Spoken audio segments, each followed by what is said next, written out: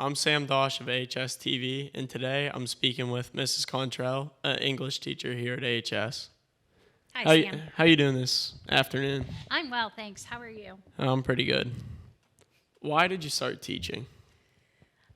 I was inspired by my English teachers and from high school. I had some really excellent teachers, Mrs. Blaney, Mr. Bowers, a person named Mrs. Deacock, and they really inspired me to teach because they were wonderful.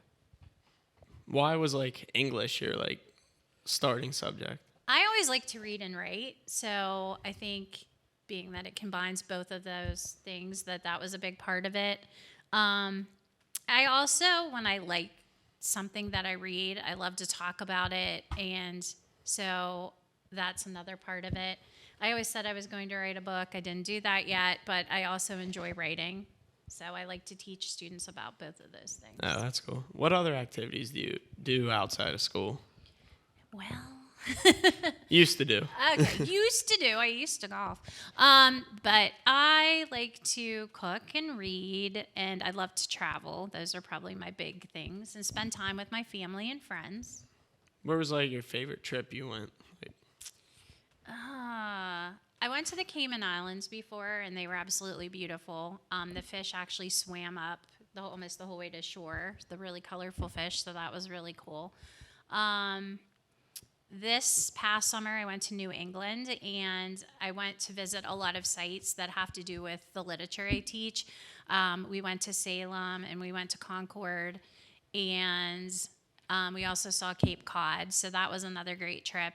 And several years ago, we took our children and went on a cruise to New England, and we visited Nova Scotia and places in Canada, which was also really fun. What was your favorite book you think you've read in your class? In my class? Yeah, Well, I can tell you what I enjoy teaching the most each year, if that counts.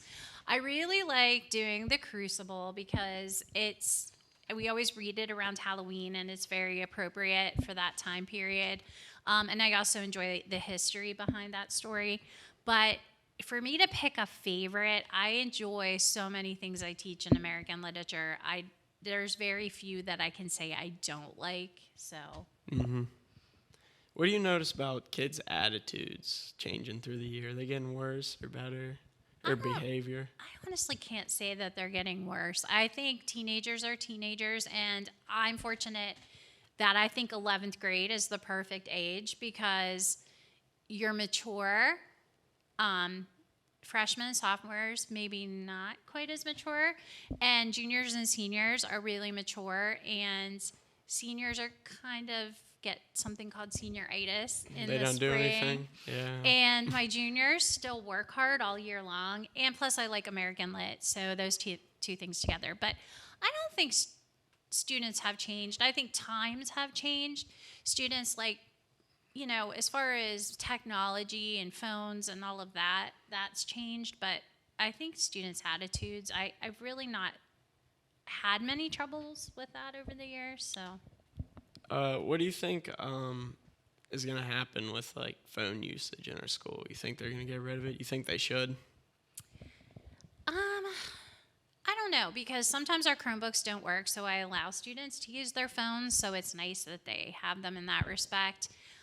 I kind of feel like if we were going to get rid of them, we probably would have done that by now. And I mean, they are like little computers now, but I feel that that's going to become even, more of a technology as time goes on. So maybe we won't need Chromebooks at all, and we'll just have phone computers. I'm not sure. I don't have a firm stance on that. When I ask students to put their phones away, they typically put them away, so it hasn't been a big issue for me. If you could teach any other subject, what do you think you'd teach? Spanish or history. Spanish? What? I was supposed to be a Spanish/English teacher, but I stuck with just the English part of it. And I feel like I teach history now when we read things. I don't know if you remember from last year, but we always talk about the history behind why something was written. So I enjoy reading about history too. Why do you run your English class? When we read a chapter of a book or something, we'd watch a movie. That was one of my favorite things. Oh, You do good. that for like a certain reason, or? I don't do it for every piece, obviously. Yeah. But for the bigger pieces, I do.